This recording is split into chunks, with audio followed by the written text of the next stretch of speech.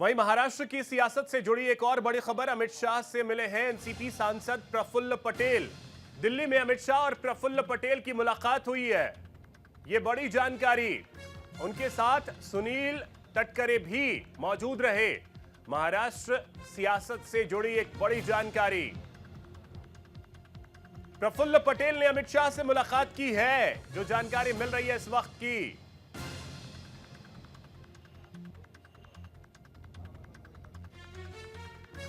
तो अमित शाह से मुलाकात करने के लिए पहुंचे प्रफुल्ल पटेल।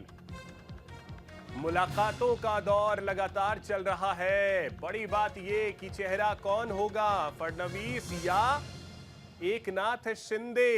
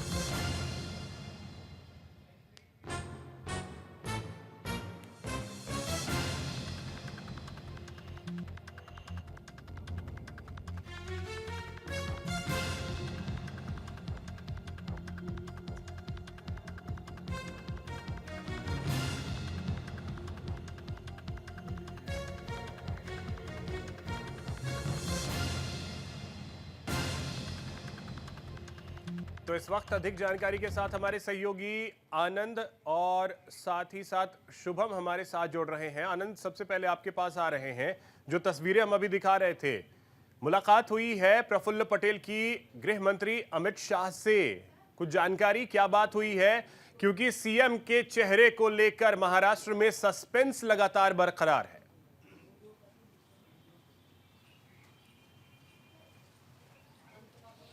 जी बिल्कुल अभिषेक, अगर बात की जाए महाराष्ट्र विधानसभा चुनाव के बाद जहां जनमत यानी मैंडेट बीजेपी या कहें एनडीए के साथ साथ महायुति को जो मिला है, उसके बाद से ही मुख्यमंत्री को लेकर लगातार कई रार देखने को मिल रही है एनडीए में यानी महायुति में ही।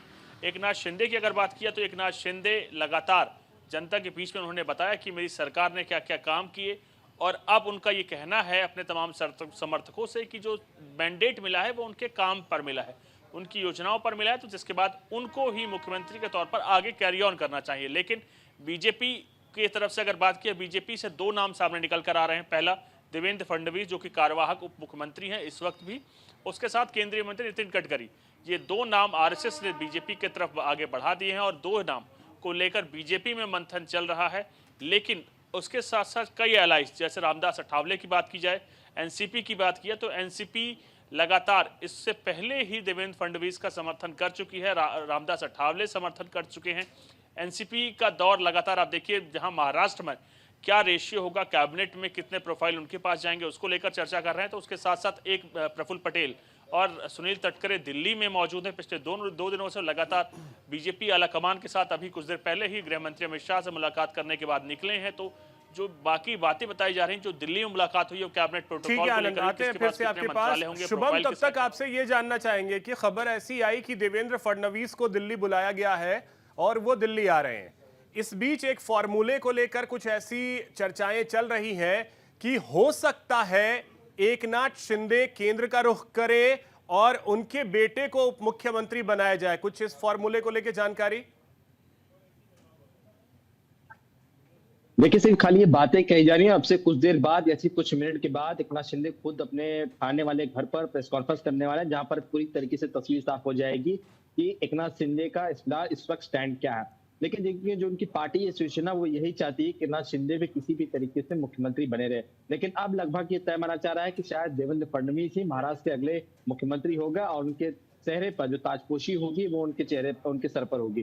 तो अब एकनाथ शिंदे अपना क्या स्टैंड लेते हैं, क्या दिल्ली आलाकमान से उन्हें क्या आश्वासन दिया गया है, ये देखने वाली बात है। और कुछ देर बाद तस्वीर साफ हो जाएगी जब अपनी बातों को रखना शुरू करेंगे कि उन्हें क्या पोस्ट मिल रहा है, क्या उनके बेटे को डिप्टी सीएम बनाने की मांग की जाए, क्योंकि वो खुद एक सांसद हैं, लोकसभा चुनाव में जीत कर आए हैं। तो ऐसे में जिस तरीके से आप भी देखना होगा किस तरीके से एकनाथ शिंदे अपनी बातों को रखते हैं, उसके बाद ही पूरी तरीके से कहानी और तस्वीर साफ हो जाएगी कि एकनाथ शिंदे फिलहाल क्या स्टैंड। लेकिन देखिए एनसीपी अजीत पवार की ओर से बात करें तो उनका स्टैंड क्लियर है कि वो माफ कीजिए बीजेपी देवेंद्र फडणवीस को अपना समर्थन दे चुके हैं कि देवेंद्र फडणवीस को आप अपना अगला सीएम बनाए। लेकिन एकनाथ शिंदे की ओर से अभी भी ग्रीन सिग्नल मिलना बाकी जो है वो रह गया है। उनके पार्टी के तमाम प्रवक्ता हों, तमाम विधायक हों, जो लोग अभी तक मंत्री थे, उनकी तहे दिल से इच्छा है कि एकनाथ शिंदे को दोबारा मंत्री ना जाए, वो डिप्टी सीएम के लिए लायक नहीं। तो ऐसे में अब देखना होगा कि एकनाथ शिंदे किस तरह से अपनी बातों को रखते हैं, क्या वो कॉम्प्रोमाइज करते हैं, क्या वो दिल्ली की ओर रुख करेंगे, क्या मंत्री बनाए, ये सब बात की बातें डिस्कशन है। लेकिन फिलहाल एकनाथ शिंदे क्या कुछ कहते हैं, क्या कुछ उनके स्टेटमेंट से निकलता है, ये देखना दिलचस्प होगा। और देवेंद्र फडणवीस क्या दिल्ली के लिए रवाना हो चुके हैं? देखिए अभी तक फिलहाल ऐसी कोई जानकारी नहीं है। जो जानकारी थी कि तीनों नेता जो है वो दिल्ली की ओर जाएंगे, जिसमें एकनाथ शिंदे हो, देवेंद्र फडणवीस और अजित पवार, ये तीनों एक साथ जाएंगे। गृह मंत्री अमित शाह से मुलाकात होगा और दिल्ली से ऐलान हो जाएगा कि अगला मुख्यमंत्री कौन बनने जा रहा है। तो फिलहाल अभी तक इसकी कोई पुष्टि जो है नहीं हो पाएगी कि देवेंद्र फडणवीस दिल्ली की ओर रवाना हुए हैं। ठीक है, आनंद आपके पास आ रहे हैं। कुछ खबर ऐसी भी आई कि दिल्ली से बीजेपी के दो नेता, रेल मंत्री अश्विनी वैष्णव और भूपेंद्र यादव, हो सकता है आज महाराष्ट्र जाए, मुंबई जाए और वहीं पर बैठकर बात होगी और वहीं से अनाउंसमेंट होगा। इसको लेकर के क्या अपडेट आपके पास?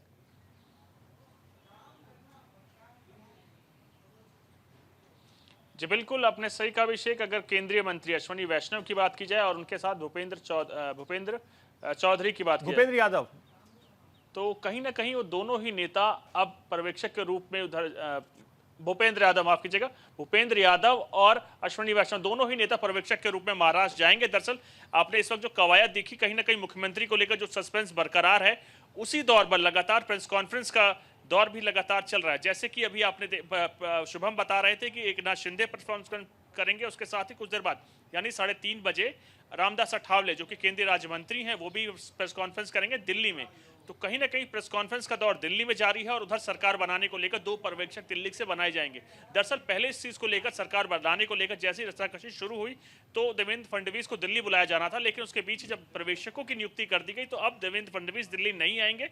ये तो दोनों पर्यवेक्षक वहां जाएंगे महाराष्ट्र और लगभग आज शाम को शायद निकल जाएंगे। जो चीजें अभी तक निकल के जो टूर प्लान आ रहे हैं तो वो शाम तक यहाँ से निकलेंगे और कल तमाम नेताओं से मिलेंगे, तमाम एलाइज से मिलेंगे और कोशिश की जाएगी कि मुख्यमंत्री को लेकर जो रस्साकशी चल रही है, एकनाथ शिंदे जो लगातार बातें कर रहे हैं कि वो मुख्यमंत्री के तौर पर आगे कैरी ऑन करना चाहते हैं, तो उनसे बात की जाएगी और समझाया जाएगा। क्योंकि बीजेपी के पास ज्यादा मैंडेट है, विधायक ज्यादा हैं और बीजेपी आप देखिए कहीं ना कहीं अब इस दौर से आगे बढ़ते हुए वो हर जगह चाह रही कि उसका मुख्यमंत्री हो। और यही कारण रहा कि पहले भी बीजेपी ने जो एकनाथ शिंदे को मुख्यमंत्री बनाया उसके पीछे कई कारण थे। एकनाथ शिंदे से ज्यादा विधायक होने के बाद भी एकनाथ शिंदे को मुख्यमंत्री बनाने के पीछे कई वजह थी, लेकिन अब बीजेपी के पास जब मैंडेट ज्यादा है तो बीजेपी चाहती कि उसका मुख्यमंत्री हो। और एकनाथ शिंदे जो लगातार अपने कार्यकर्ताओं से बोल रहे हैं, उनकी पार्टी उनको मुख्यमंत्री के तौर पर रखना चाहती, प्रोजेक्ट कर रही, लेकिन इतना आसान अब एकनाथ शिंदे के लिए भी नहीं होगा क्योंकि बीजेपी के पास मैंडेट है और बीजेपी अपना मुख्यमंत्री बनाने को लेकर आगे बढ़ रही है। देवेंद्र फडणवीस लगभग माना जा रहा है कि वो वहां के मुख्यमंत्री के तौर पर शपथ लेंगे और जो ऑब्जर्वर्स जा रहे हैं उनके बाद ही तमाम स्थिति धीरे से 1-2 दिन में स्पष्ट हो पाएगी कौन मुख्यमंत्री होगा। लेकिन एनसीपी जो कि अजीत पवार गुट है, उसने समर्थन देवेंद्र फडणवीस का कर दिया है। रामदास अठावले ने समर्थन कर दिया है। जो एक पार्टी है जो अभी अपना मुख्यमंत्री एकनाथ शिंदे है, उनकी पार्टी ही सिर्फ एकनाथ शिंदे को मुख्यमंत्री बनाने को लेकर अभी बातचीत चल रही है। दिल्ली से लेकर महाराष्ट्र तक नेगोशिएशन चल रही हैं। दिल्ली में बातचीत हो रही है कि कौन अगला मुख्यमंत्री होगा, महाराष्ट्र में बड़े नेता बातचीत कर रहे हैं, लेकिन जो स्थिति है वो 2 से 3 दिन में स्पष्ट हो जाएगी। जब ऑब्जर्वर्स यहां से जाएंगे वो बैठ के तय करेंगे कौन मुख्यमंत्री होगा, किसकी पार्टी का होगा। जो लगभग माना जा रहा है कि बीजेपी से देवेंद्र फडणवीस की ही ताजपोशी लगभग तय मानी जा रही है। जी ठीक है शुभम, अब देखिए जिस तरीके से एनसीपी ने यानी अजित पवार की पार्टी ने ये क्लियर कर दिया है कि वो देवेंद्र फडणवीस के साथ है, लेकिन बीजेपी भी ये जानती है कि अजित पवार से ज्यादा महत्व है एकनाथ शिंदे को अपने साथ रखना। तो ऐसे में एकनाथ शिंदे को नाराज भी तो नहीं करना चाहेगी बीजेपी की, कुछ ऐसी नाराजगी हो जाए कि वो गठबंधन से अलग हो जाए, कुछ ऐसी परिस्थिति अगर बनती है, ये भी बीजेपी कतई नहीं चाहेगी। देखिए, बीजेपी अपने साथ शिवसेना को हर हालत में रखना चाहिए, क्योंकि बिना शिवसेना के बीजेपी आज तक कोई चुनाव न लड़ी है न जीत पाई है। तो अब देखिए, सत्ता में आई भी है तो शिवसेना की वजह से ही, क्योंकि एकनाथ शिंदे उद्धव ठाकरे से बगावत करके अपनी विचारधाराओं को लेकर पार्टी का जो धनुष बाण है वो चिन्ह मिला, नाम मिला। तो बीजेपी नहीं चाहेगी कि शिवसेना से बगावत करके या शिवसेना को दूर रखा जाए और सरकार में चलाई जाए, तो उसके बाद जो भी आप इलेक्शन होंगे उसमें आपको हार का सामना जरूर देखना पड़ेगा। ये बहुत सालों से परंपरा चली आई है, 25-30 सालों से अगर हम इतिहास उठाकर देख लें तो बीजेपी जब जब चुनाव लड़ी तो शिवसेना को अपने साथ में जरूर रखे। 2019 में साथ में लड़ी, 2024 में भी शिवसेना के साथ लड़ी, हालांकि चेहरा जरूर बदला। तो अब देखिए, ये जो बातें कही जा रही हैं कि इसमें इतना शिंदे को किस तरह से बनाया जाए। आपको रोक रहा हूं, ये एक्सक्लूसिव तस्वीरें इस समय हम आपको दिखा रहे हैं। ये देखिए, एकनाथ शिंदे के घर के बाहर की तस्वीरें हैं। एकनाथ शिंदे थोड़ी देर में प्रेस कॉन्फ्रेंस करने वाले हैं और प्रेस कॉन्फ्रेंस में वो क्या बोलते हैं इस पर सबकी निगाहें टिकी हुई हैं, क्योंकि हो सकता है सीएम कौन होगा ये प्रेस कॉन्फ्रेंस के बाद स्थिति स्पष्ट हो जाए। ये तस्वीरें एकनाथ शिंदे के घर के बाहर की इस समय हम आपको दिखा रहे हैं। अब शुभम बोलिए। देखिए, बिल्कुल बीजेपी कतई नहीं चाहेगी कि शिवसेना को दूर रखा जाए, क्योंकि उसके बाद भी बीएमसी के चुनाव है, 10-12 महानगर पालिकाओं के चुनाव है पूरे प्रदेश भर में। तो एकनाथ शिंदे को बनाए रखना ये बीजेपी की मजबूरी है। अब देखिए, अजीत पवार तो अपना स्टैंड क्लियर कर चुके, लेकिन एकनाथ शिंदे की ओर से भी कोई स्टैंड नहीं क्लियर। अब जब देखिए, पहली मर्तबा जो है एकनाथ शिंदे अकेले प्रेस कॉन्फ्रेंस करने जा रहे हैं, जिस दिन रिजल्ट आता है उस दिन साथ में कहते हैं। तो आप देखिए, यहाँ पे स्पष्ट हो जाएगी कि उनकी पार्टी का क्या क्लियर है, वो किस तरह से अपनी बातों को रखते हैं। दिल्ली गए थे, क्या कुछ चर्चाएं हुई थी, ये कुछ देर बाद जब सवाल जवाब होंगे उसमें क्या कुछ जवाब देंगे, ये देखना दिलचस्प हो जाए। उसके बाद पूरी तरह से पिक्चर साफ हो जाएगी कि एकनाथ शिंदे अपना स्टैंड क्या लेते हैं। और जिस तरह से जो खबर है कि अब देवेंद्र फडणवीस के सीएम बनने की चर्चा लगभग पूरी हो चुकी है, तो ऐसे में एकनाथ शिंदे की अगला स्टेप, शिंदे और उनकी पार्टी शिवसेना का अगला स्टेप क्या होगा, ये देखना बड़ा दिलचस्प होगा। बिल्कुल आनंद, अब देखिए दिल्ली से आपके पास क्या जानकारी, क्योंकि एकनाथ शिंदे को कभी ये बीजेपी नहीं चाहेगी कि वो नाराज होकर के दूरी बनाने की कोशिश भी करें। बीजेपी ये चाहेगी कि हर हाल में इस वक्त कम से कम, क्योंकि अब जो स्थिति उद्धव ठाकरे की हुई है, यानी कि शिवसेना के आधे हिस्से की जो स्थिति हुई है, तो ऐसे में बीजेपी चाहेगी कि यही स्थिति बरकरार रहे। तो आपके पास क्या जानकारी, शिंदे को क्या भरोसा दिया गया है दिल्ली में, क्या बीजेपी आला कमान ने कहा है, कुछ सूत्र अगर आपके बता रहे हो?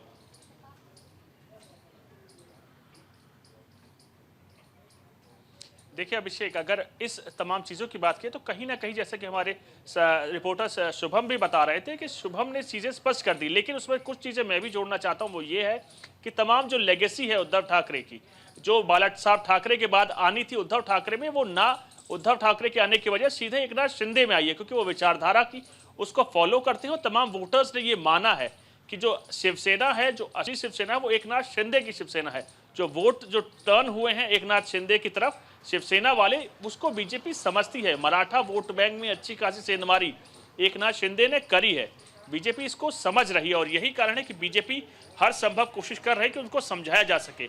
सीएम एकनाथ शिंदे रह चुके हैं, अब जो ऑप्शंस उनको दिए जा रहे हैं दिल्ली से वो ये है कि आप अपने किसी विश्वासपाती व्यक्ति को वहां पर उप मुख्यमंत्री बनाएं, क्योंकि जो पैटर्न होगा महाराष्ट्र में वो एक मुख्यमंत्री होगा और 2 डिप्टी सीएम होंगे, जिसमें एक लगभग कंफर्म है कि अजीत पवार डिप्टी सीएम एक बार फिर रिपीट करेंगे, और जो दूसरा डिप्टी सीएम होगा वो महाराष्ट्र में जो दूसरा डिप्टी सीएम होगा वो कहीं ना कहीं शिवसेना से होगा। तो वो कौन होगा, उसको लेकर नाम उनसे मांगा गया है। क्या वो उनके पुत्र होंगे या किसी अपने विश्वासपाती को वो डिप्टी सीएम बनाएंगे, अब उनके साथ उनको दिल्ली लाया जाएगा, क्योंकि आपको चुनाव के बाद कहीं ना कहीं दिल्ली में मंत्रिमंडल में रिशफल होना है, तो हो सकता है कि एकनाथ शिंदे को दिल्ली ऑब्जर्व किया जा सके।